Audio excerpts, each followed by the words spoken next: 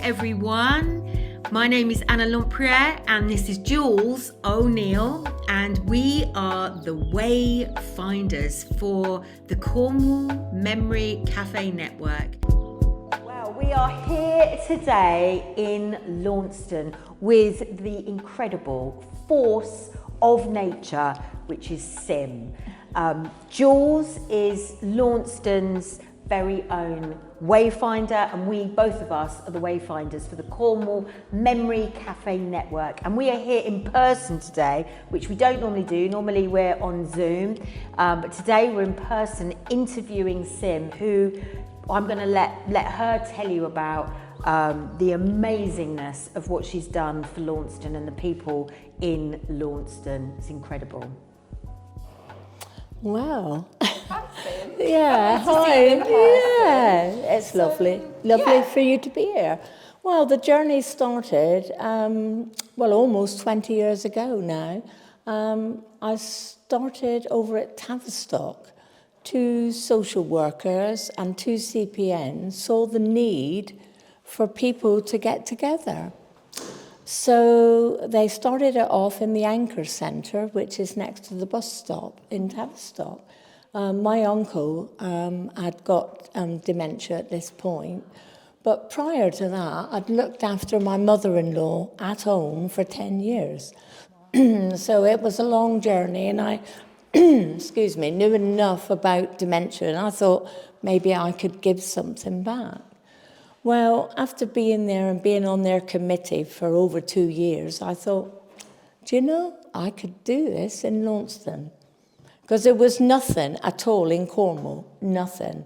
You know, everybody who was struggling was just struggling and had nobody to turn to. So I thought, right, we'll see how we go. So I spoke to lots of organisations because I'd always been active in charity forever in Launceston, that everybody knew who I was anyway. So it wasn't that difficult, if you understand me. Spoke to the Lions, to the Rotary, even the Freemasons, and they have been really generous, very generous with this, I have to say. So, and I called a meeting out at Trathorn. Hundreds of people came because it was a free lunch, wasn't it? Free lunch.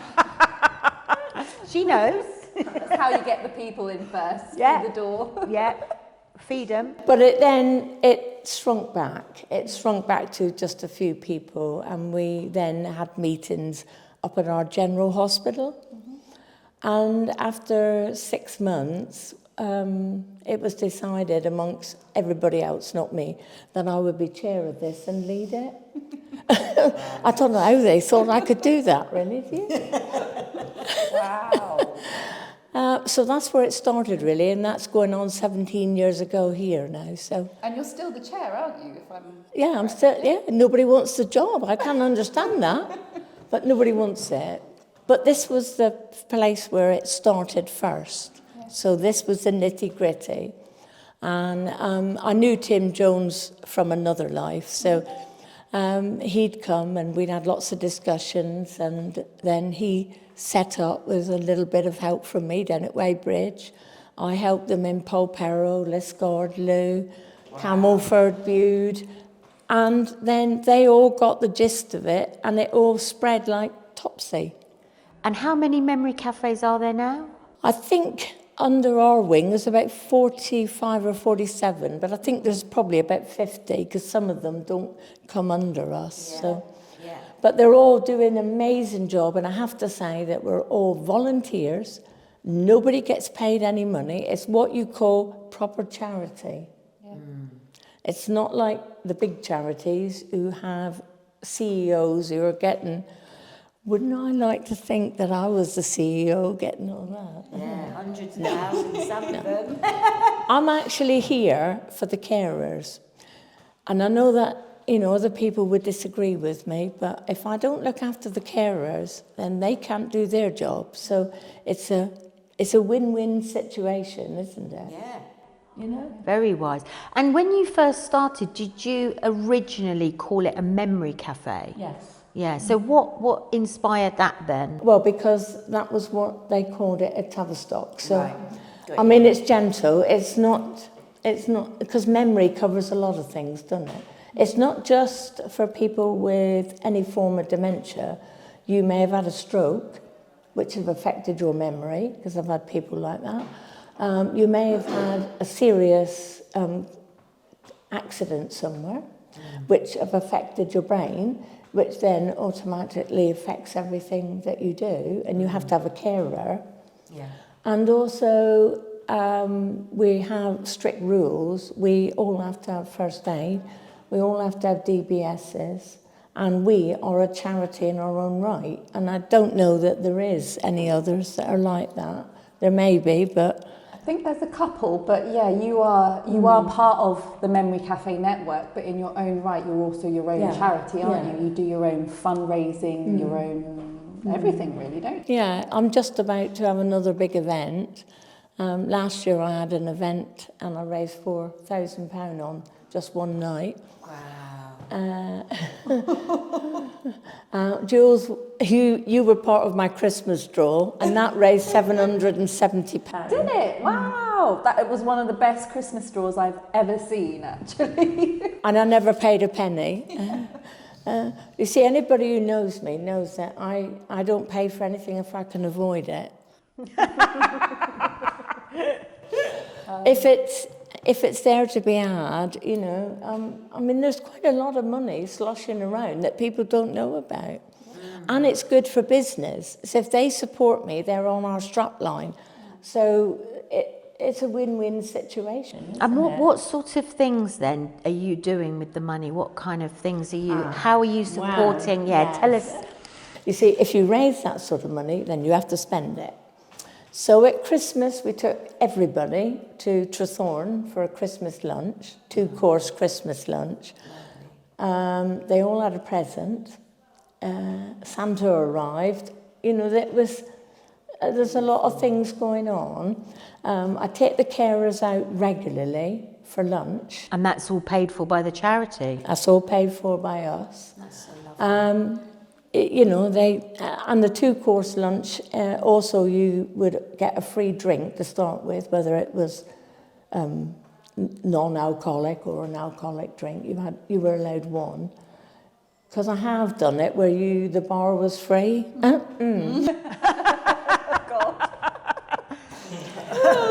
That's a bad idea. So if you restrict it, you know, and as you both know, you know, I do a thing called Fair Share, which is collecting food that would be put in the bin from all supermarkets and distributing that not only to people who, you know, come to our club, but also to families that are in dire need. They all know where they can come and get some food.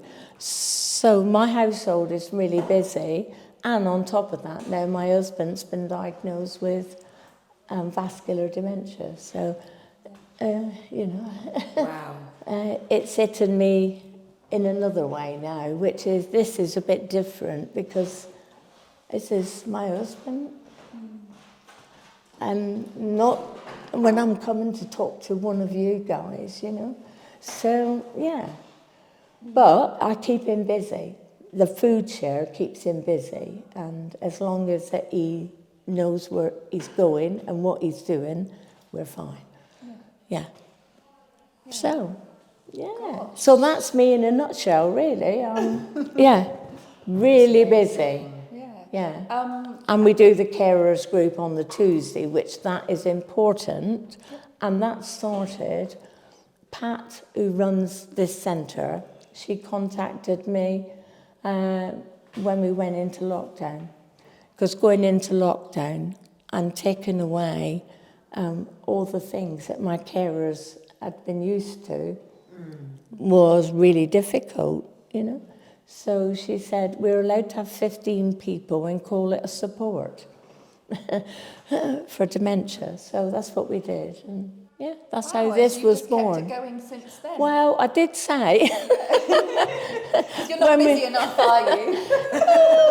when we were going back, to memory cafes, I did say, right, we will, no, we like to come on a Tuesday and, if we got any problems, we can air them out. And do you run that? You run it every week, don't you? Is it every week you're running it? Yeah, on top of everything else. But the cafe's once a fortnight.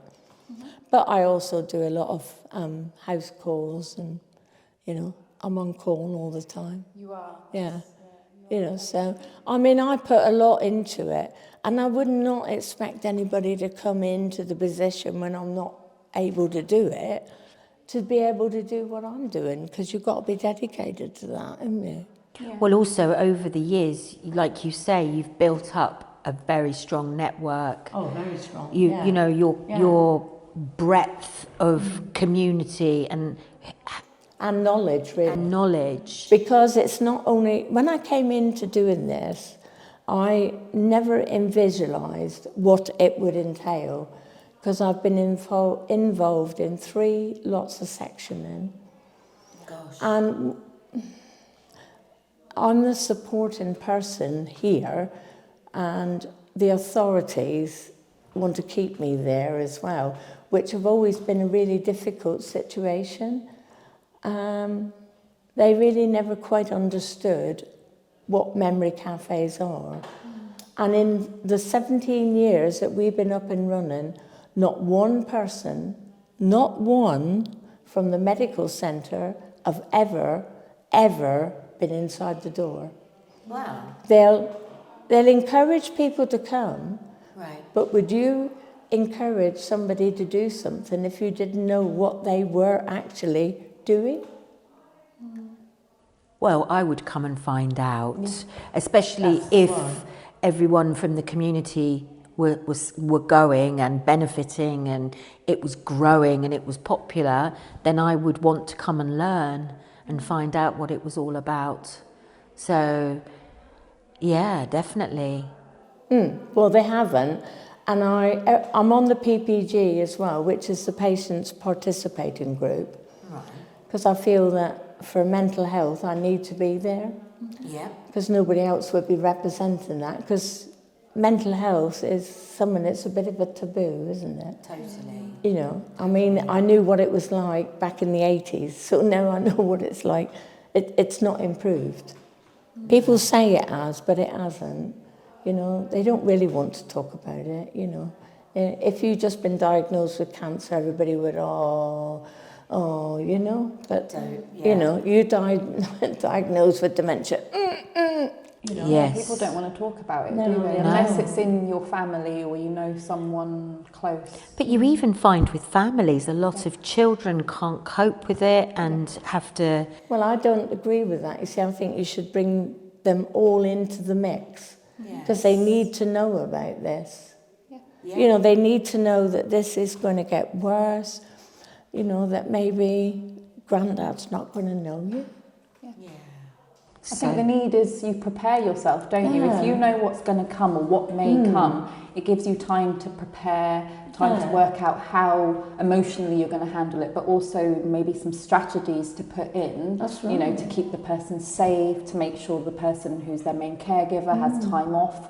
And you can't do any of those things if you're not having that conversation with your family. No. Well, when I looked after my mother-in-law, my children were teenagers, so... What was that like? Gosh. Hectic, but actually, my son and his mates dealt with it better because, they came along because she could be quite naughty. Yeah. I won't go into it on a podcast, but very naughty. I think people don't realise as well is that younger people can adapt a lot quicker, I think, than, say, people our age or older than us. Yeah. Because things are changing so much when you're younger anyway. So, you need to involve them in the conversation, I think. And I think that the best people who come to volunteer for me are the people who've been a carer. Yeah. Because you see, they've got the empathy about it. But what you must never lose sight of, that each person is an individual. It's like having children. You don't have 2 children that behave exactly the same. No. So you might have vascular dementia, and I might have vascular dementia, but we're going to be 2 different people. Yeah. 2 totally different people. and behave differently. So, yeah. But it's the community aspect that you're saying is the isolation that has the potential of happening. Absolutely. I mean, I do all sorts with mine. You know, I've took them to the theatre. This week we're off to a pantomime. You know, I'm doing something all the time with them. Friendship, isn't it? Friendship. It's doing things that you wouldn't do on your own in case your loved one embarrassed you. Yeah. You know, they might have an accident, you know, and you would be mortified. Well, if you're out with us and that situation arrives, we just, you know, sort it and we glide along like little swans. Wow. Because the thing you must never do is to make an issue of something. No. So you just, And I've got a really good people around me and a good time. We always have a laugh. That's what it's all about, isn't it? Yeah. And food is the most important. No, we go out to lunches. If you then haven't got someone to look after, because I've got a few people that don't have network around them to look after.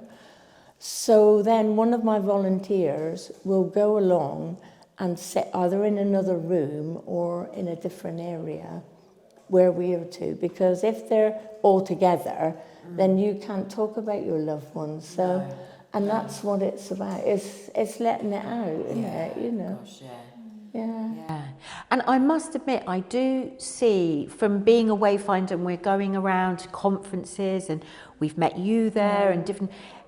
It does feel to me that the memory cafes are now within the more, you know, the NHS and the different institutions are now recognising. Well, they're recognising us, but they still, you know, there's still that line that you mustn't cross as being, you know, a volunteer. Yeah.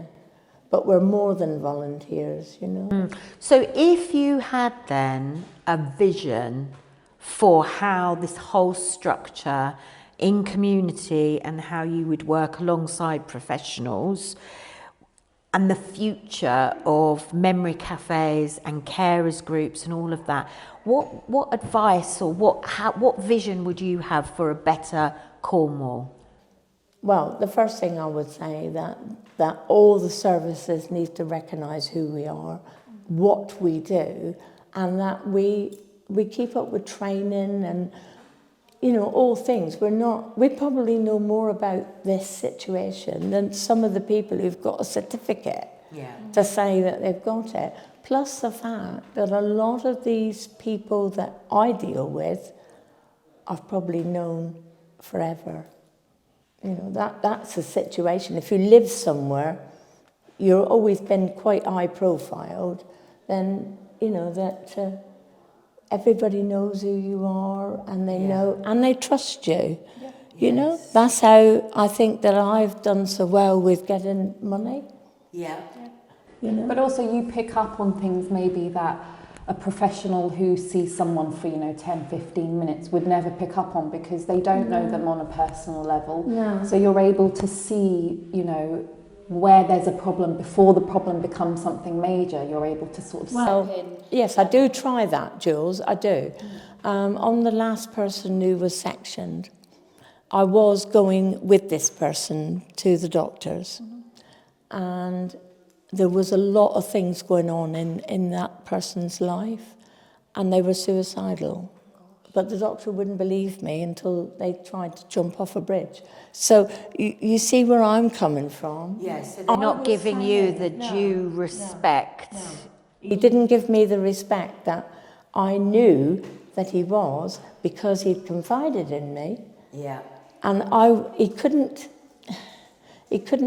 bring that over to say that to the doctor somehow. I don't know why, but it was just really bad.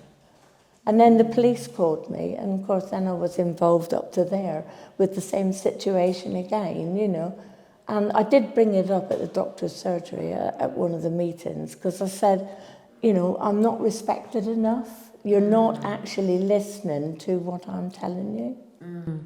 So what I've heard then is perhaps empowering volunteers, the lead volunteers, yes. to have certain training or certain level of respect, if nothing else. You know, I'm not going to go in the doctor's surgery and say this person is suicidal. I mean, why would I do that? No. I have to know that what I'm saying is correct. And it was.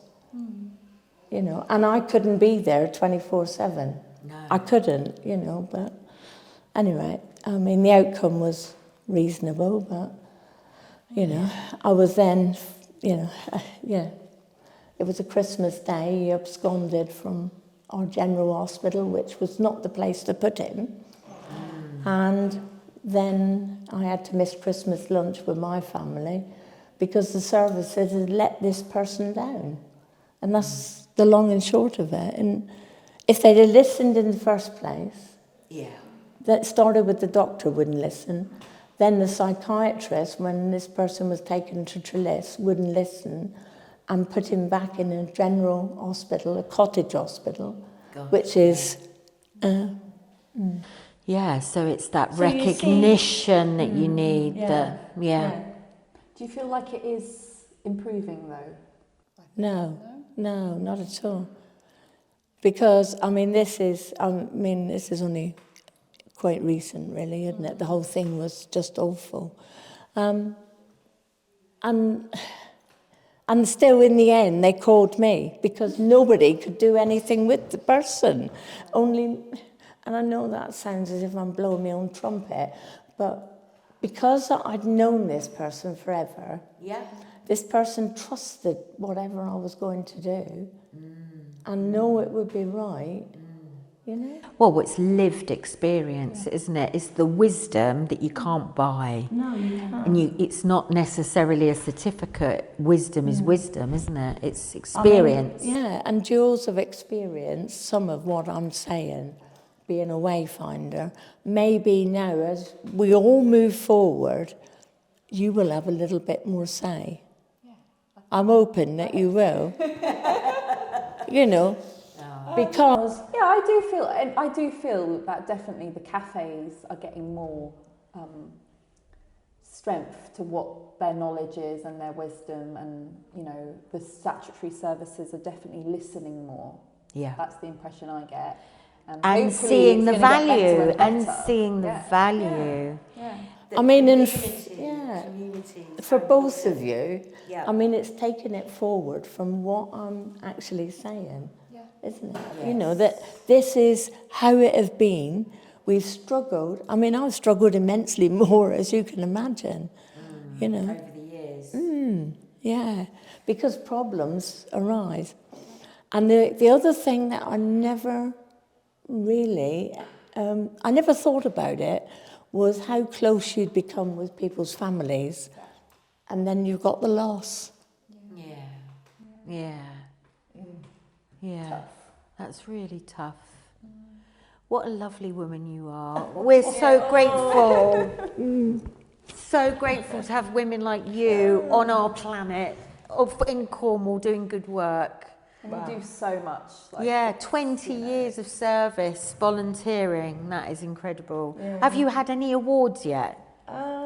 I had one while we were in lockdown from the council. Did you? Yeah. Wow. But then nobody knew about that, did they? But you seriously? Something. Yeah, we definitely need to do something. Well, last night, what was on the television last night? Putting somebody forward, so there you go. Oh, there you go. Yeah, thank you. Thank you for everything you've done. After the podcast with Cym, Anna and Jules interviewed members of the Launceston Memory Cafe to listen to their lived experience about caring for a loved one with memory loss. Would you like to tell us a little bit about yourself, Alan, and what brought you to the Memory Cafe? Basically what it was is my wife got Alzheimer's when she was 48. Wow. And she passed away 3.5 years ago. She was only 56 when she died. But of course, when she had the Alzheimer's, she was great help to go to the Memory Cafe, which was brilliant because they gave me a lot of support and friendship, you know. And they're a very nice, great group of people, and they're just so nice to work with, you know. That's the thing, because I've seen you at lots of events to do with the memory. Yeah, I go with the walking cafe. club as well, Yeah. which we do for dementia. We walk in with people. I just enjoy doing it because obviously it gives me things to do when you're retired. Yeah. So And you've like to- become a volunteer now, have you? Yeah, do a lot back in, you know, in the community, try and do your bit, you know. And do you feel like being a part of the Memory Cafe after your wife passed away, did that They gave me a lot of support and friendship, you know. It was somewhere to go because you're very lonely, obviously. When you look after somebody with Alzheimer's, it's a very, very lonely job. You know, people don't realise you lose all your friends and people find it awkward to come round because you had it. We had lots of holidays and enjoyed things, but then I met Cym and she gave me lots of support. She said, come along on Saturdays, which my wife looked forward to coming to. We just enjoyed going. She enjoyed it lovely. Can you say more about the loneliness and why do you think people withdraw from you then? I think the problem is you lose all your friends because you go out for the day and they feel a bit awkward, you know, because you have to do things for a while. Like my wife had it's called rear cortex atrophy, and what it is basically eyesight. And your eyes can look at things as though you recognise things. You can't pick up a knife or fork. You don't realise the brain has to tell you what to do. So she couldn't feed herself at all. So I had to feed her, which I didn't find hard. Apart from that, she was very pleasant to be with. You know, she loved days out, going with the walking club, and she just loved things. You know, she loved coming on Saturdays. We enjoyed life really good. You know, we had lots of holidays. So she was fairly easy to look after. It wasn't until 6 months before she passed away, she had a bleed on the brain and then went into hospital. Then you feel very, very lonely because she caught COVID and that's the most awful death that you could ever wish for anybody to have. So I think COVID really has affected all ages, but I think for older people, it's, it really... Well, for a young person, so young to get Alzheimer's, it's just awful. Yeah. Obviously, National Health did their best, but there's nothing you could do for it, Mm-hmm. There was a tablet that held it back a little bit. I was very fortunate. I had great support from the National Health, which was great. But I had to pay private, first of all, to start, to get people, a Professor check in the private hospital at Plymouth. He did a lot for us, and then he sent me out to London. So to actually acknowledge that there was something that wasn't right. Well, because she was so young, they didn't think she had it. Yeah. Even the doctors said, they didn't think Alzheimer's was so young. Yeah. But I think that's the on a personal level of meeting someone, for me, that's the youngest I've... Yeah, as I say, your family start coming, they say, we'll be round, but you never see them, Yeah. All good intentions, but then if you've got a young family, they've got their own families to look after. It imposes on them, so you don't really want to impose on the families. And if you were to then recommend the Memory Cafe or the carers group to somebody, what would you say? Well, certainly the Memory Cafe did help. I mean, Cym and that was really, really great support. And they're a lovely lot of people, I really enjoyed being there on a Saturday, And, I found it very good. We play games with the people and we go out with the people, we are going to have meals out and things, so it's really brilliant. And Cym's excellent, what a lovely person.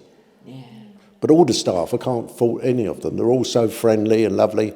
They make you very welcome, so of course it's a day that you don't feel lonely. It feels like a big family almost, doesn't it? Every time I go there, because I've sort of been going there for a while now as well as the Wayfinder, and I've got to know everyone, and everyone knows each other, and they know what's going on. Yeah, I think a lot of people come with dementia and that, and they feel welcome because I sit and play dominoes with one family that they don't know what they're doing, but they just enjoy the time. So, it's nice to give bits back. Yeah.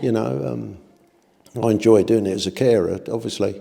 And because I cared for my wife, it's not any harder to look after other people, That's amazing. And the walking club, when we go out for the day, very often we get people who've got dementia come with us and they're carers, and it gives the carers a bit of a rest. Yeah.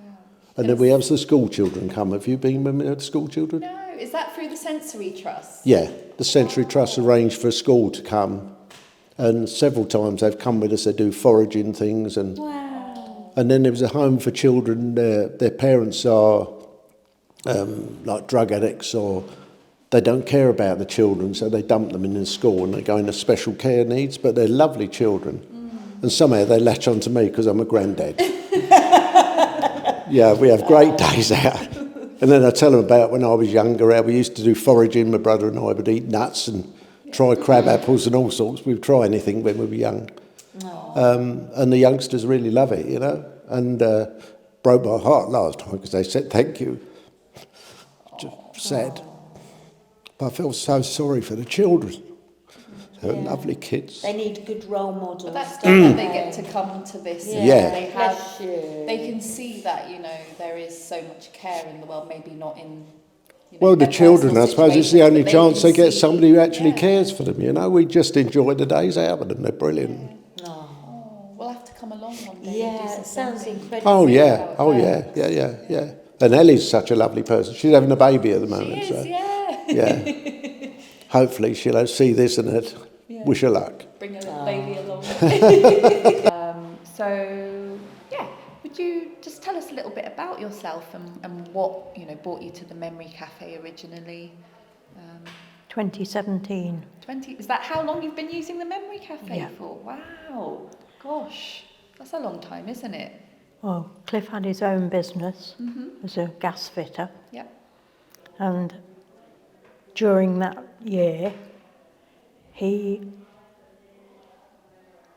didn't do the job properly. Was ordering parts, and so we had to use a lot of money to prop him up. And then it got worse and worse. And he wasn't going to work in the end. He was just sitting in the van. Wow. So I had to stop it. And how did you, you know, when that started happening, what did you do? Did you have any support? Did you go to the GP? How did you figure out what was going on? I can't really remember actually, but in the end he couldn't take the exams for the gas. Right. So then, of course, he wasn't qualified to do anything. And we went to the job centre, and Nathan at the job centre helped me. I was still working, so all what Cliff was entitled to, Nathan at the job centre did it all. It was hard for a start off because it was only my wages and I only worked 2 days a week. Yeah. The savings went, of course, and then I started going to the Memory Cafe. And how did you find out about the Memory Cafe? Did someone tell you about it? Yes, Nathan. The job centre told you? Yeah. Wow, that's amazing. Yeah. Gosh, that's the first I've heard of the job Yeah. centre doing. Yeah, Nathan telling was people. very good. Okay. And his wife worked, well, I don't know whether they work there now, but that was then. And I met Cym. But it is hard. I haven't got a family, really. I'm 24/7 with him all the time. Well, and you also find that the loved one, the person that you're closest to, you get the brunt of everything, the anxiety, Well, it's or not the the same. It's not the frustration. same person. No. It's not the same person. No, they can't understand that either. You know, you want to get rid of me and all this, he says.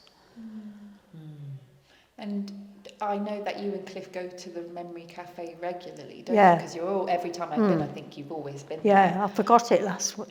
Oh, was that why you weren't there? I forgot Because it. I did ask. I said, oh. Yeah, I forgot it. That was the first time.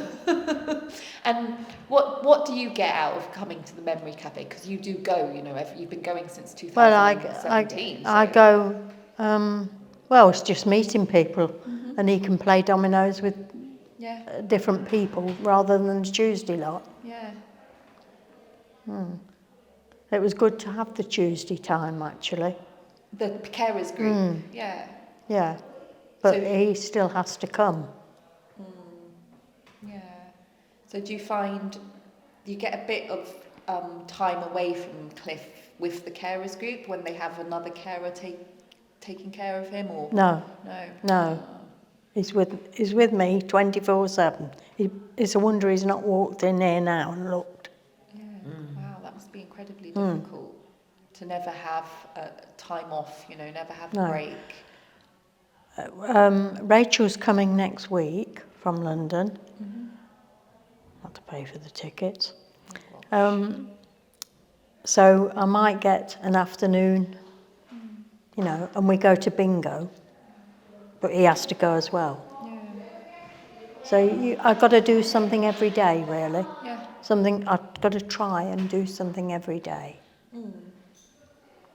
to keep him occupied. You found the Memory Cafe to be supportive. How have you found that? Cym is, yes. Yeah. And yeah, she is. I mean, we went there for dinner at Christmas. Did you? Yes. Oh, that's Yes, she did that. lovely. Yes, very good, it is. But, and all the ladies are nice that go there. Yeah. That's so lovely. You do meet different people. Yeah. Like when we have the Christmas dinner and things, you know people, you know who they are now. Yes, you build Yeah, relationships. and you see them in the street and things. Oh. I mean, Cliff used to go to table tennis on a Wednesday, and all of a sudden he said he didn't want to go because there was some kids there, and he didn't like them. Because I used to take him and pick him up again. So that was a Wednesday evening where I had 2 hours to myself. But he was adamant. Sometimes it's too much noise or stimulation. He didn't want to go because of these kids. Yeah. He said they don't smell very nice, so whatever. So of course that stopped. Put a Stopped. end to that, yes. But you get the support from Cym and you get to talk to people. Well, she's got her own worries now. Yeah. So, I don't like to put on anybody.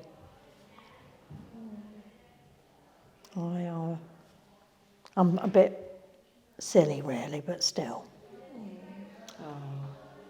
I feel like, with the Memory Cafe, at least you can, because although everyone's an individual and they all have, their own reasons for being there and they're very personal, you can share some things with people, can't you? Because Yes. you're experiencing some of the same Like things. Beverly just now, that's in there now, her mum's just died.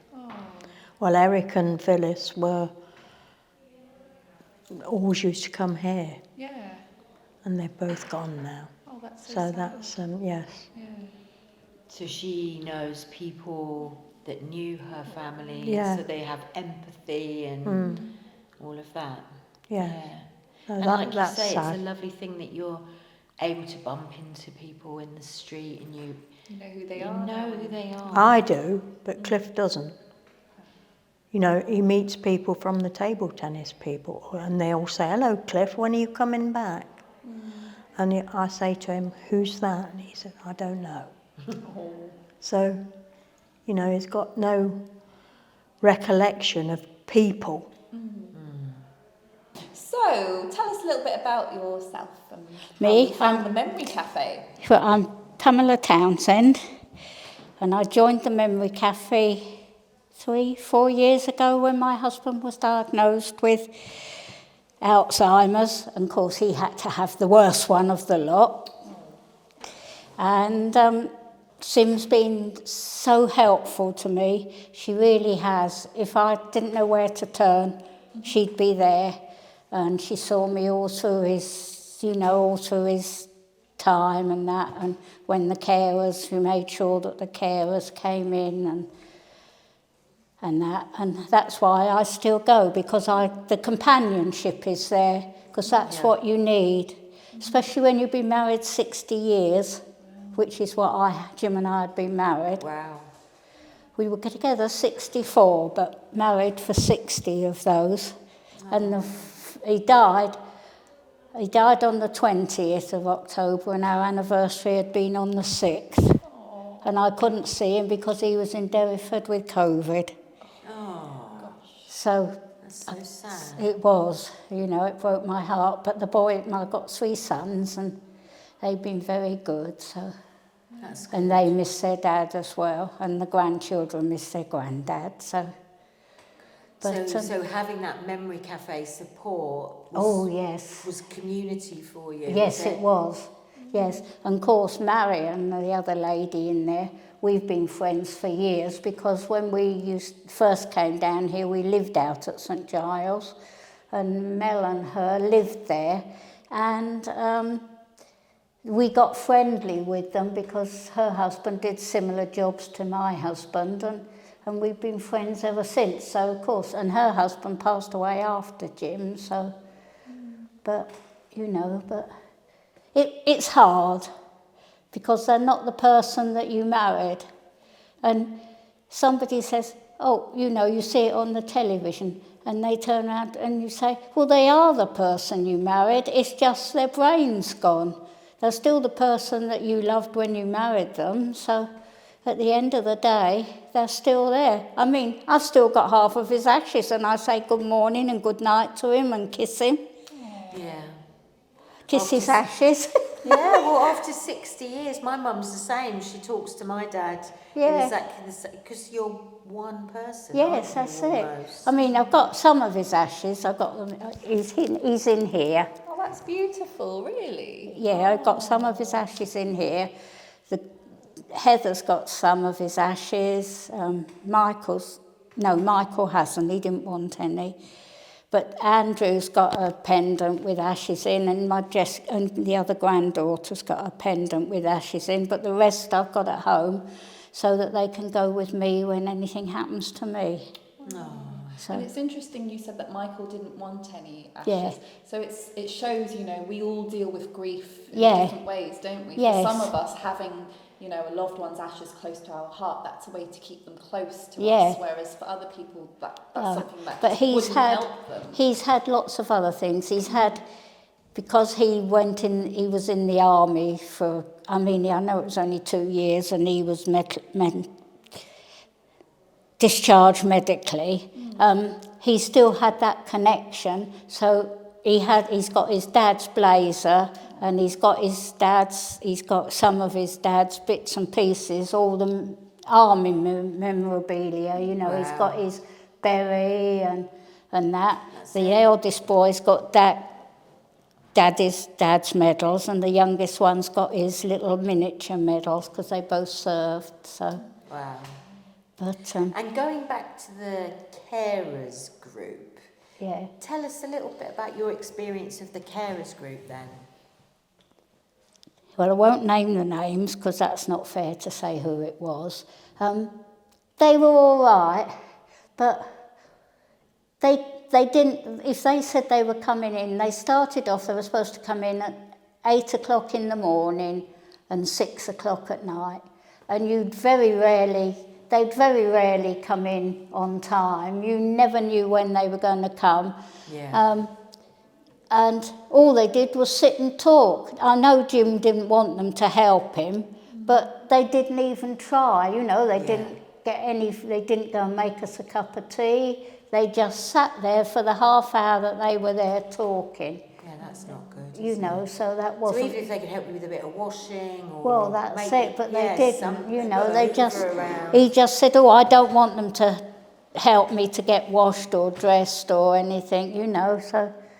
That's but it was hard, especially at the end when he became incontinent both ways. Mm-hmm. That was when I fell to bits, really, because it was so hard to cope. Yeah. Because you were forever having to change, and it's not very pleasant changing. And also you find that a lot of the time when you're doing that, you're an older person in your 70s or your 80s, doing a job that is really physically demanding. Yeah. Well, see, I was still working at 81. Wow. I didn't retire till I was 81. Wow. And then I wouldn't have retired if it hadn't have been the fact that Jim had started to get really bad. And I'd done 30 years at the co-op, so I thought, well, time to pack up. That is a long time. That Yeah. is. And so what about the carers group here, though? What's that been like? Tell us a bit that about that is fantastic. With Cym and Tina and every other Saturday when you go, you mix with all these people and you have entertainment. It really is a lovely place, and it's also always so happy. And that, you know, it really is. So well, without it, I don't know what I'd have done, and I don't know what I'd do now if I didn't have it. Because, I mean, I'm on my own every day, really, apart from when I come up here today, and tomorrow I've got Royal British Legion coffee morning. If I didn't have my outside outlets, I think I'd go ballistic. I really would. I doubt whether I'd still be here. But my granddaughter tells me she wants me to live to be 100, but I don't know that I want to live to be 100. I'm not sure I want to. But my youngest granddaughter, she says, you're going to live to be 100, Nan. I said, I don't think so. But yes, I found, I'd be truthful, I couldn't do without the Memory Cafe, especially when there were so many forms to fill. If Cym hadn't have helped me, I don't think I'd have got half of what I was entitled to or anything, you know, and the power of attorney and all that, you know, she helped me to do that so that when Jim went, it was easy to cope. And when he went, he had a military funeral, so he had the Union Jack over his coffin and the standard bearer of the local RBL, so he had a beautiful send-off, so... That's good. Yeah. Well, thank you. That's all right, you're welcome.